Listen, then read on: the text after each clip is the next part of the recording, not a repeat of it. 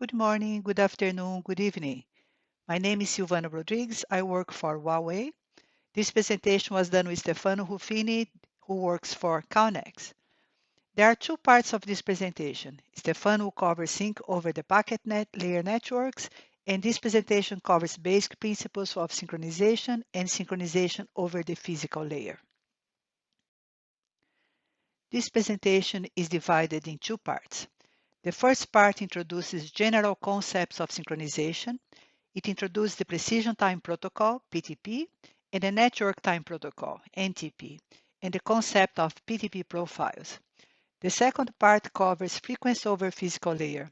It gives an overview of synchronous Ethernet, also known as SYNC, Synchronization Status Message, SSM, and the Ethernet Synchronization Messaging Channel, ESMC, used in SYNC. It also touches on synchronization over optical transport network, OTN, and network synchronization management. Next, I'll talk about general concepts of synchronization. Time versus frequency. In this slide, there are three basic concepts.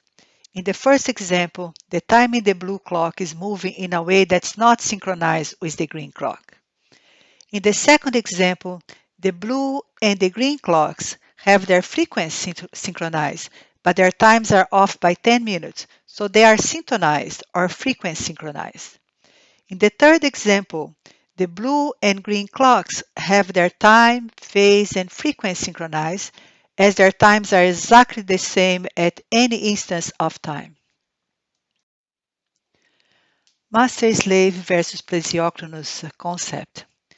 Frequency synchronization was the original focus in telecom, and there are three base concepts that are defined in G.810, an ITU-T recommendation. These concepts were developed for frequency synchronization, but they are still valid for phase and time synchronization. The three concepts are plesiochronous mode, a mode where signals or clocks occur nominally at the same rate, and any variation in the rate is constrained within the specified limits. Master-slave mode. A designated master clock is used as a frequency standard, which is disseminated to all other clocks, which are slave to that master clock. And then there is the mutually synchronized mode, a mode where all clocks exert a degree of control on each other. Telecom networks were originally synchronized to a primary reference clock based on Cesium clocks. With the increased use of GNSS synchronization, it led to a mix of distributed PRCs and synchronized mode, and renewed interest in mutually synchronized mode for time synchronization. In terms of timing protocols, this tutorial covers basic concepts of NTP and PTP. NTP is widely used in the network. There are several applications for NTP. As an example, it's widely used for synchronization of computers in the network. The latest version of NTP is version 4, but IETF is currently working on NTP version 5. PTP was first defined to address test and measurement and completely revamped in its version 2 to address several applications, including telecom. Version 2 is not backwards compatible with version 1. A new edition was created in 2019 to add new features, version 2.1, 2019 version, and it is backwards compatible with version 2, the 2008 version. How NTP works. In NTP, the client initiates the protocol. It sends a message to the server and it timestamps it at T1. The server receives the message and it timestamps it at T2. The server replies with a message and it timestamps it at T3. The client receives the message from the server and it timestamps it at T4. Now with all the four timestamps, T1, T2, T3, and T4, the round-trip delay and the clock offset can be calculated with simple equations shown in this slide. One key assumption is that the forward pass between the client and the server and the reverse pass between the server and the client are symmetric. IEEE 1588 has been deployed in many applications. Contrary to NTP, it is the grandmaster, equivalent to the server in NTP, that initiates the protocol. It sends timing messages to time receivers. Time receivers process the timestamps messages and synchronize to the grandmaster. Best master clock algorithm is used to form the synchronization tree. Hardware timestamps is one key feature of 1588. It also uses transparent clock and boundary clocks to achieve better performance. I'll explain the difference of boundary clocks and transparent clocks in the next slide.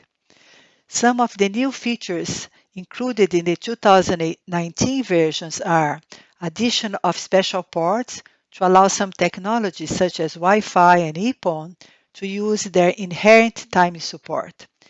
New optional features such as cumulative rate ratio, performance monitoring.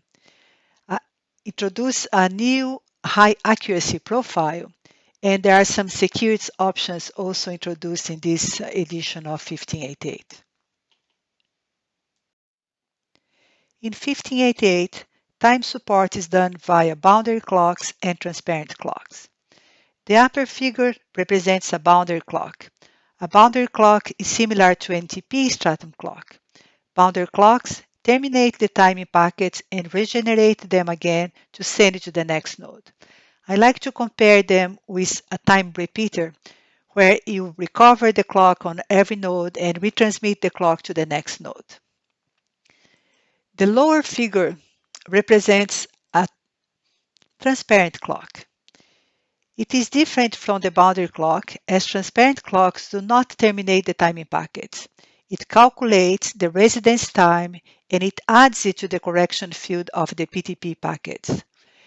The end equipment clock has the knowledge of the delay of timing packets in the network, and therefore it can compensate for time error accumulated in the network.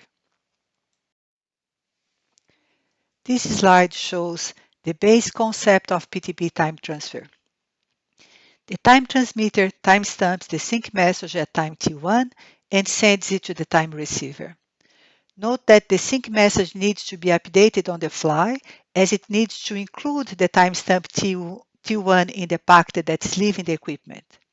If the equipment does not have the capability to modify the packet on the fly, then it can send a follow-up message that contains the timestamp T1. If only sync message is used, then it's called a one-step clock. If follow-up is used, then it's called a two-step clock. Now the time receiver receives the sync message and timestamps at a time T2. The time receiver sends a delay request message to the time transmitter, and it timestamps it at time T3.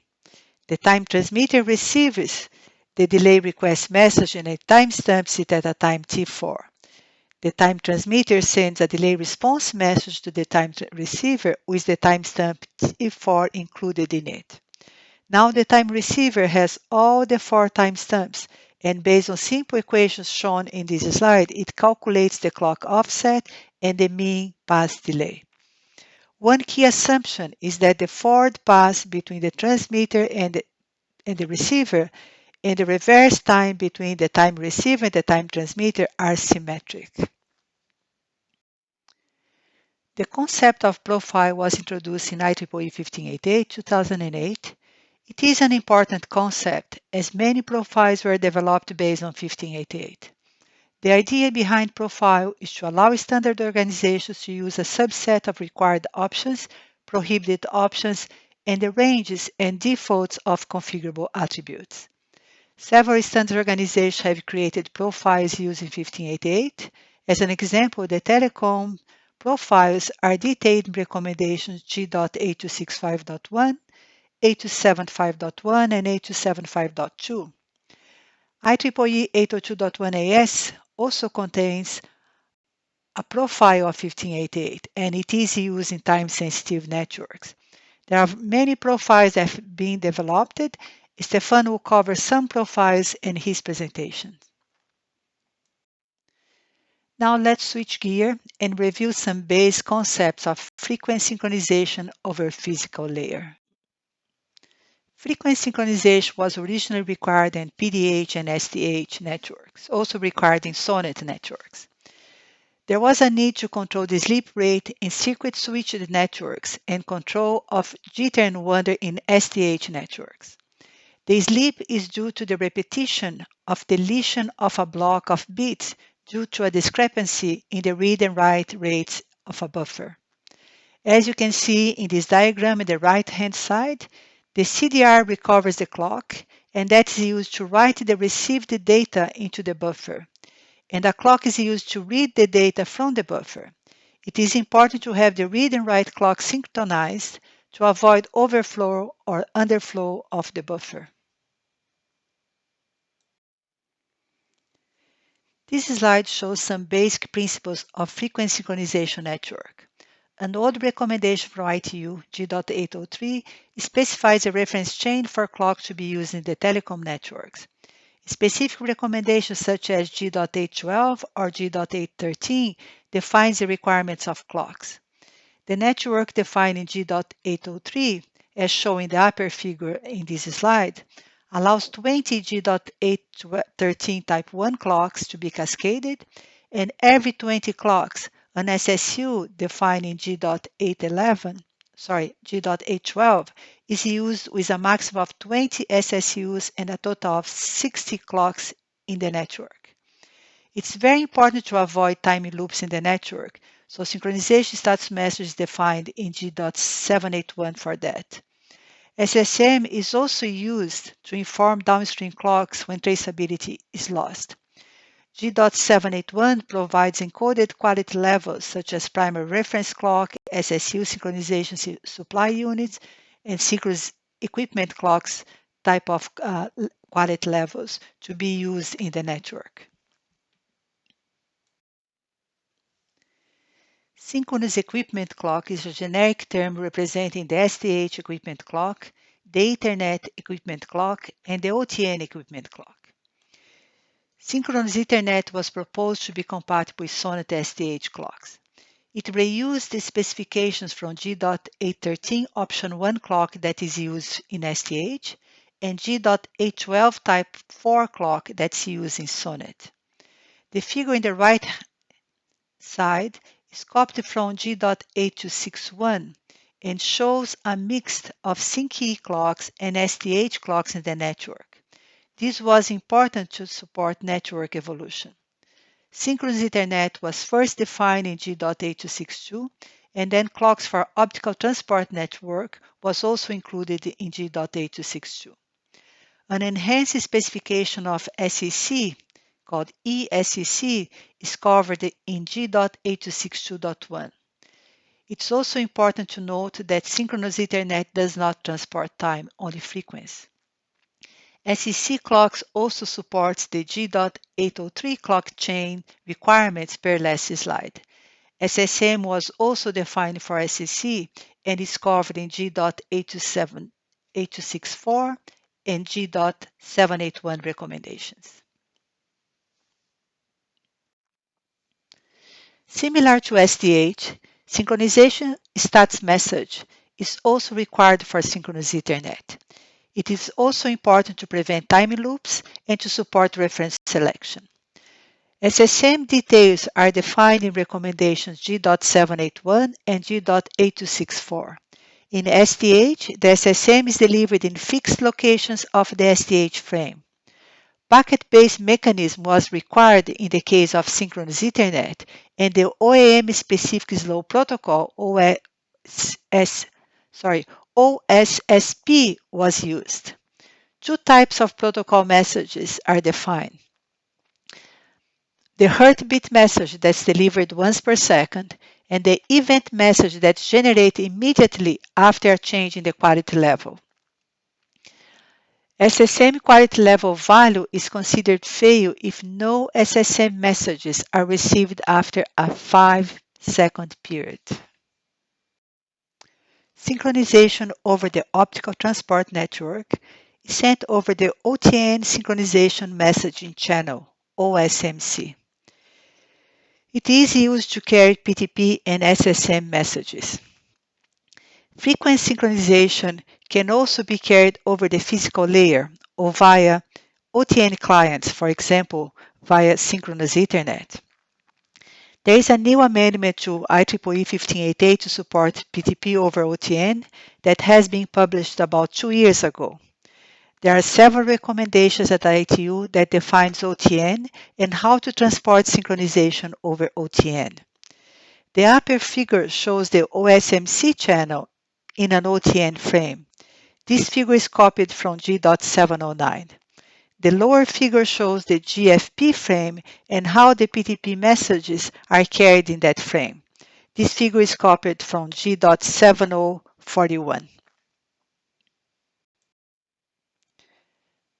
Managing synchronization is becoming key in networks. Management protocol between the Equipment and Network Management System (NMS) are important to be standardized to allow NMS to manage equipment from different vendors. NetConf, defining IETF RFC 6241, and YOUNG, defining IETF RFC 620, are common measurement protocols used. ITU3 recommendations are being updated to define new datasets and management objects. ITU-T G.781 defines the synchronization layer functions for frequency synchronization based on the physical layer, and it was updated in November 2023 to include physical layer or SyncFi datasets to be used for management. Thank you very much for your time. If you have any question, you can email me to the email address shown on this slide. You can also email Stefano. Thanks again and have a great day.